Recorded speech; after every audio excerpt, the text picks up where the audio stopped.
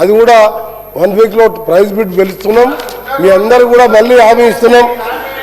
ఈరోజు మీ అందరికీ మీరు 10 సంవత్సరాలు మీ కాన్సన్ట్రేషన్ అంతా కాళేశ్వరం మీద ఉండే ఈ 10 మేము మాకు ప్రాజెక్టులతో పాటు మాకు ప్రాజెక్టులతో పాటు సార్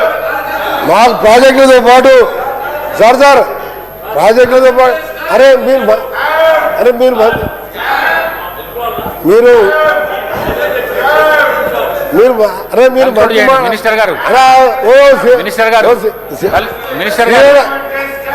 సిననా నేను 2 నిమిషాలు ముగిస్తా.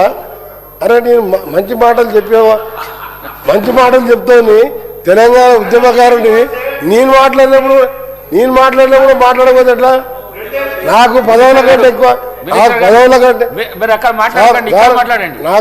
కంటే ఎక్కువ తెలంగాణ అభివృద్ధి ముఖ్యం.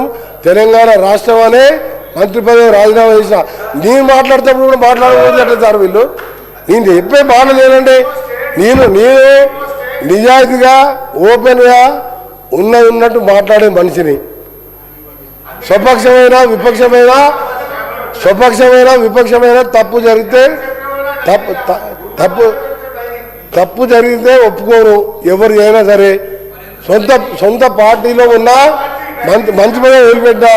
మీకు 2 సలహాలు ఇస్తున్నా. మీకు 2 సలహాలు ఇస్తున్నా. దయచేసి మీరు వినండి. మీకు 2 సలహాలు ఇస్తున్నా. మీరు సహకరించండి.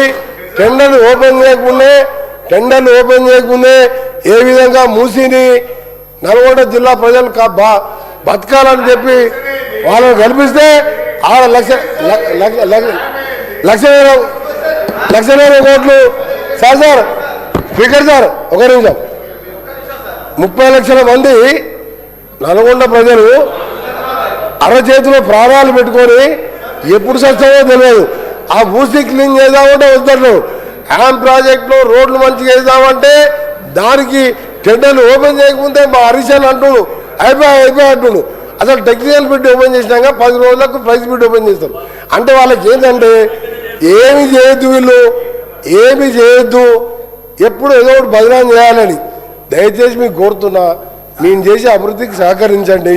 ఈ రోడ్ల విషయంలో మూసి విషయంలో లాగా మా నల్గొండ ప్రజలు 40 లక్షల మందిని మీరు కసి పట్టుకుంటున్నారు. అందుకనే ఒక్క సీట్లో కూడా 10,000 ఓట్లు కూడా రాలేదు సార్. మా దగ్గర శామిల్ గారు ఒక్క దగ్గర మా గౌరవ ఎమ్మెల్యే వచ్చి మా దగ్గర టికెట్ వచ్చిండు. ఈరోజు వచ్చిండు సార్. ఈరోజు వచ్చి జాయిన్ అయ్యిండు. తెల్లారి నామినేషన్ వేస్తే 70,000 మెజార్టీతో గెలిచాడు. అంటే నల్గొండ జిల్లా ప్రజలు నల్గొండ జిల్లా ఒకవేళ లాస్ట్కు నల్గొండ జిల్లా ప్రజల్ని ఫ్లోరైడ్ మీద మూసి మీద మీరు చేసిన